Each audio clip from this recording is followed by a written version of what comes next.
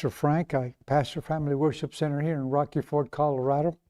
And if you're looking for a church, boy, I tell you what, come and visit us.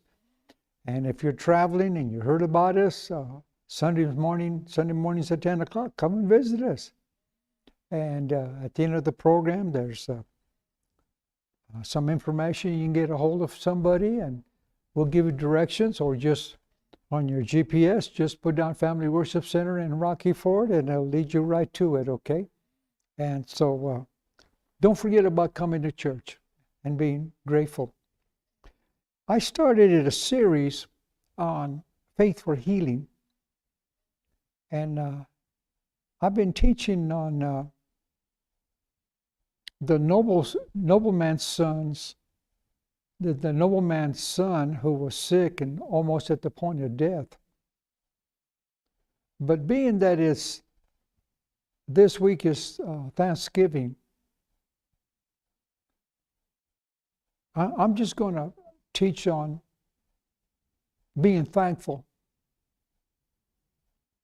and giving God all the praise and glory, and for His Son, what He did on the cross for us. And then with that, I'm also going to teach on how to be steadfast and being consistent in your thank you. And my main text is going to be out of Luke, the 17th chapter, starting with verse 11. As he went on his way to Jerusalem, it occurred that Jesus was passing along the border between Samaria and Galilee. You got to remember that the Jews at this time, the kingdom was divided into two kingdoms, the northern kingdom and the southern kingdom, or the upper and the lower kingdom, after King David and King Solomon died. So the Jews had nothing to do with the Samaritans.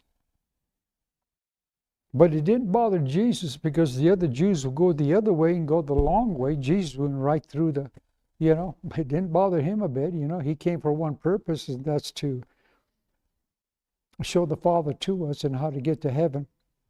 Verse 12, and as he was going into one village, he was met by 10 lepers who stood at a distance. They had to stand at a distance and say, we're lepers, we're unclean. And in verse 13, I'm reading out of the Amplified Classic, and they raised their voices and called Jesus, Master, take pity and have mercy on us. In other words, they were saying, Jesus, Son of David, have mercy on us.